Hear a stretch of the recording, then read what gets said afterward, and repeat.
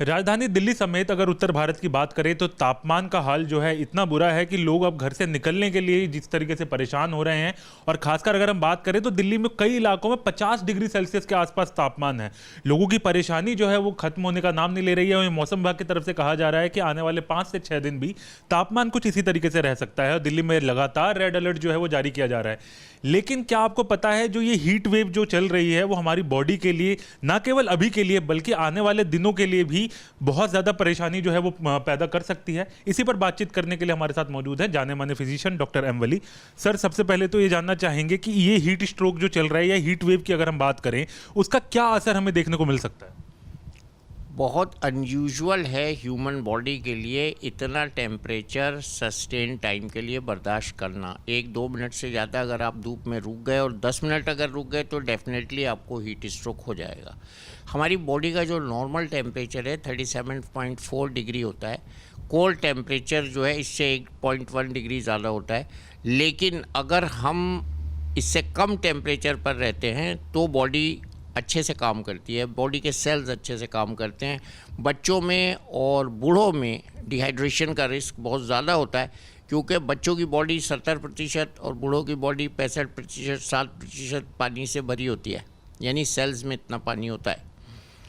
तो अगर हम प्रोलॉन्ग्ड एक्सपोजर कर देते हैं तो कोल्ड टेम्परेचर बढ़ना शुरू हो जाता है। मैं आपको एक छोटी सी बात बता दूं, हीट स्ट्रोक क्यों होता है।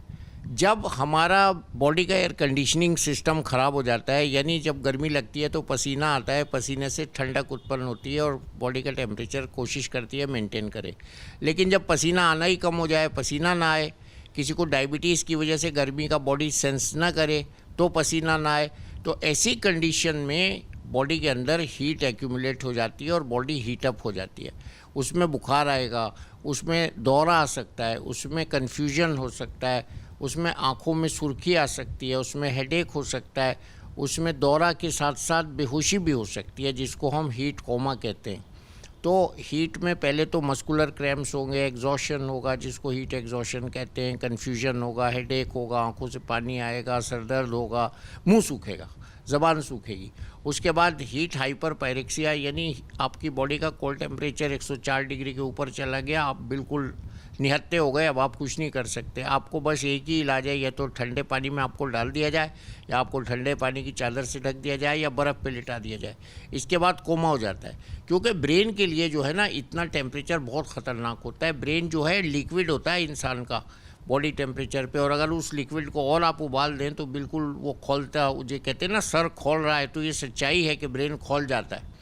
तो इसलिए ब्रेन को नुकसान होता है, नर्वस सिस्टम को नुकसान होता है। देखिए हम सांस लेते हैं तो सबसे पहले वो गर्म हवा लंग्स में जाती है तो फेफड़े में नुकसान हो जाता है, फेफड़े में ड्राइनेस आ जाती है।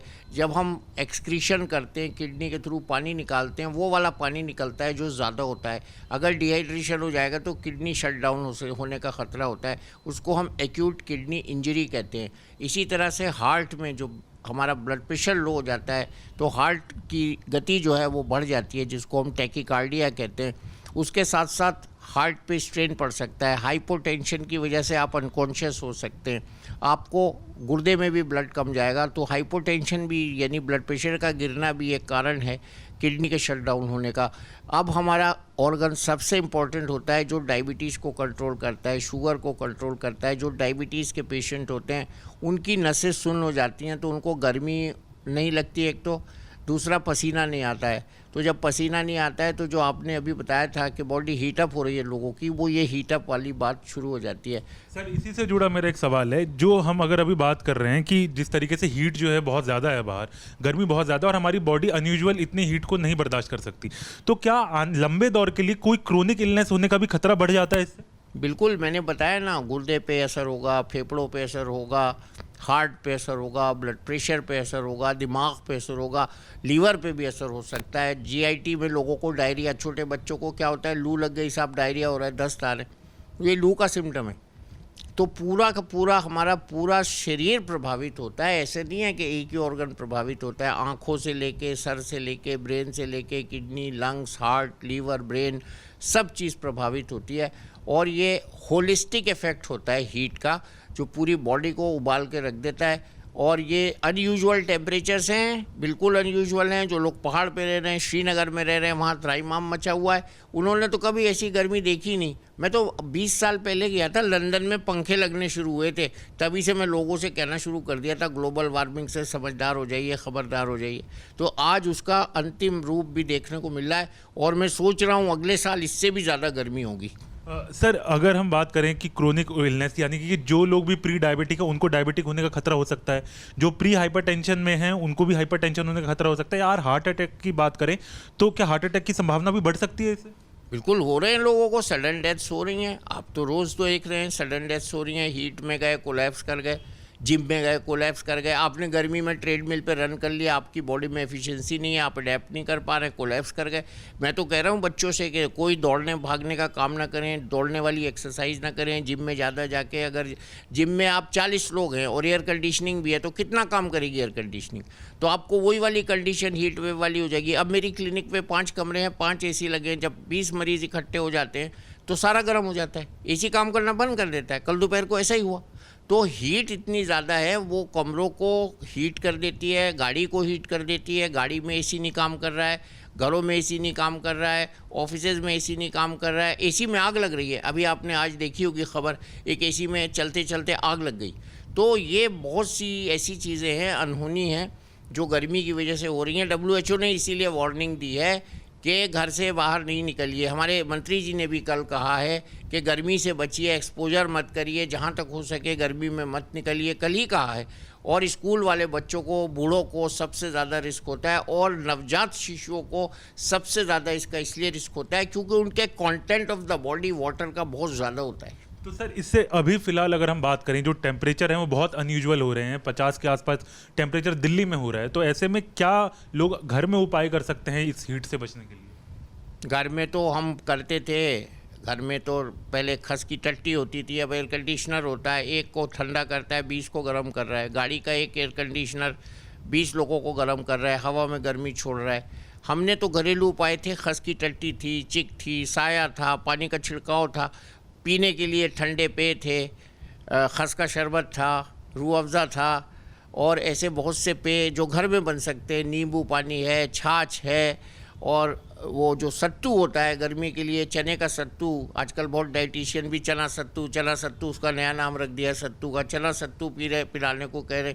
इसके अलावा जो मौसम के फल हैं, जो खीरा है, ककड़ी है, खरबूजा है, तरबूज है, उसको खाइए। रोटी मत खाइए, मसालेदार खाना मत खाइए, गाढ़ा वाला खाना मत खाइए, सूखी सब्ज़ी मत खाइए, खूब पानी पीजिए। अब तो अभी पानी की भी शॉर्टेज हो रही है ना, गर्मी में बहुत सी प्रॉब्लम शुरू हो जाती है। यातायात में लोग बहुत जाम भी हो रहा है। आप अगर एक मरीज़ को अस्पताल ले जाना चाह रहे हैं, उसको भी जो है देरी का सामना करना पड़ रहा है। अस्पतालों में हम क्या कर रहे हैं, ठंडा सेलाइन देते हैं, ठंडे कमरे में रखते हैं, बर्फ़ पे लिटा देते हैं, बर्फ़ की चादर ढक देते हैं, कोल्ड स्पंजिंग हम उसको कहते हैं, वो कर देते हैं। और एक्सट्रीम केसेस में पूरे के पूरे बॉडी को, उसको शरीर को हम टब में डाल देते हैं जिसमें आइस कोल्ड वाटर होता है। और मैंने ये देखा है, गर्म मुल्कों में मैंने काम किया है, मैंने ड्यूटी की है, वहाँ पे टब में डाल देते हैं सीधा, तब वो बच पाता है मरीज़। उसमें देरी नहीं करनी चाहिए। ब्रेन जो है ना, बहुत सेंसिटिव ऑर्गन होता है, अगर ब्रेन हीटअप हो जाता है तो फिर ब्रेन रिटार्डेशन, जो आप लॉन्ग टर्म इफेक्ट कह रहे हैं ना, प्री डायबिटिक हो गया तो डायबिटीज़ हो गई।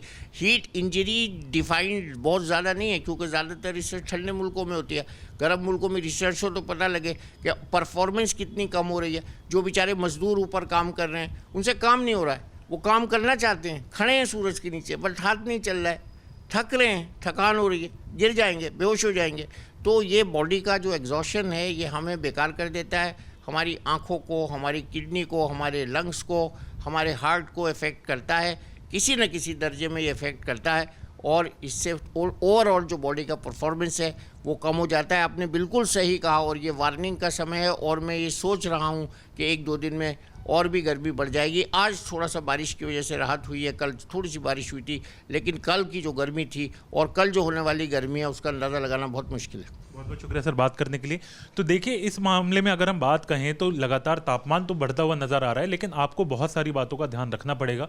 अगर ज़रूरत ना हो तो घर से बाहर ना निकलें, अगर बाहर निकल रहे हैं तो पर्याप्त पानी अपने पास रखें, अपने चेहरे को ढक के रखें, सर को ढक के रखें, क्योंकि जिस तरीके से सर ने भी हमें बताया कि हमारी ब्रेन पे इम्पैक्ट जो है वो सबसे ज़्यादा होता है। और ये मानिए कि केवल इस समय आपको परेशानी होगी ये ज़रूरी नहीं है, हो सकता है आने वाले दिनों में आपको परेशानी हो जाए क्योंकि हीट ट्रैप हो जाएगी बॉडी में।